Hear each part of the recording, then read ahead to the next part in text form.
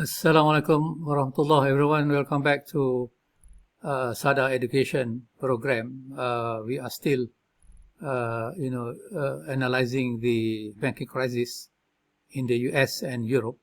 As you know that it started as a bank run in Silicon Valley Bank, and then later spread to the other regional bank in the US. And then we can see the bank run also affected Credit Suisse. And latest is the crisis in Deutsche Bank, which is more related to the debt crisis. But let us look at one particular case, which is the first bank that were closed by the regulator, which is Silicon Valley Bank, and we want to see the asset allocation and how does it impact Islamic banking. You can see that from this illustration here, the total deposit of Silicon Valley Bank in early March was 170 billion, around that amount. And then the asset allocation has been based on this data. Most of the deposit were used to purchase treasuries and mortgage-backed securities. So that is around $165 billion at 2% yield, for example. And then loan were not as much as bond, because I presume that the high interest rate may have deterred company from borrowing, and therefore we see the concentration of the bond investment were undertaken much earlier during the low interest rate environment. But when the Feds start rising the interest rate, then we can see what have happened to the bond value. So it is essentially that Silicon Valley Bank faces what we call market risk or interest rate risk. The bank was not able to predict, what will happen to their bond investment in case interest rate goes up. And this is basically what happened, as you know well, that there is a run on the bank when the bank is not able to furnish the withdrawals. When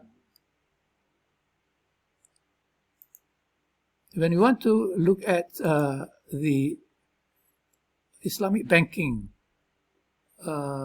situation, how that would be related to Islamic bank, the asset allocation, how the deposit fund would be allocated into cash, bond, and loan or financing, or cash, sukuk and financing, that will be based on what we call the commercial principles, right? So overall, the Islamic banking principles can be split up into two types. Number one is the Shariah principle, which is accorded to the Shariah committee.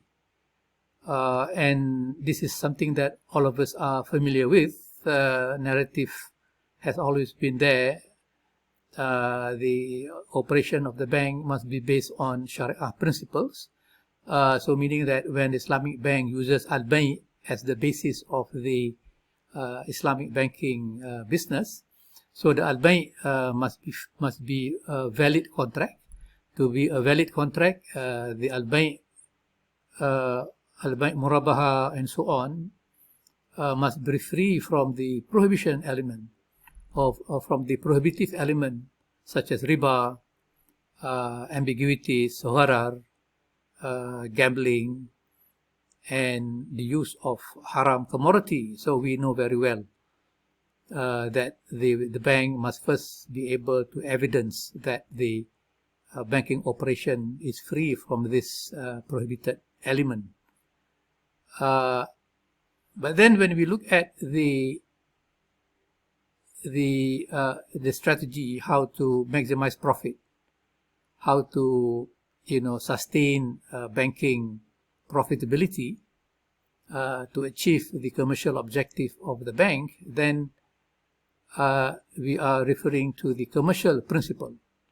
That is the principle of safety, the principle of liquidity, and the principle of profitability.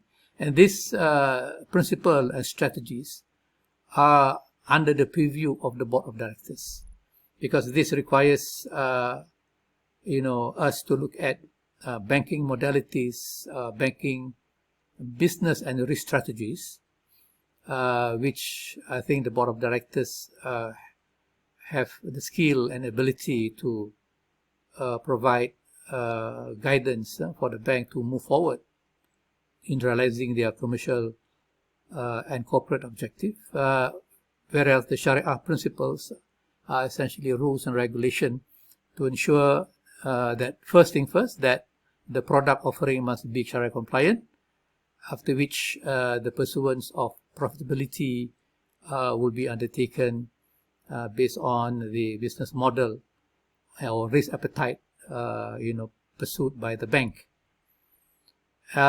It is difficult to see how the Shariah committee members be able to consume skills and knowledge with regards to the commercial objective of the bank, meaning what asset to invest in and what type of risk that the bank should be avoiding, and what type of business strategy that the bank should be pursuing in maximizing profit.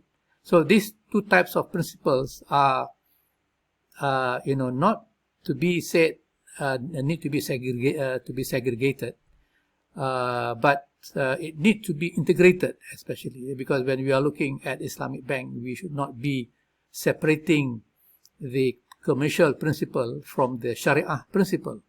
The commercial principles relate to the pecuniary and the material dimension of banking performance, profitability and losses, whereas Shariah will refer to the haram and the halal, and to what extent these two principles would be matching.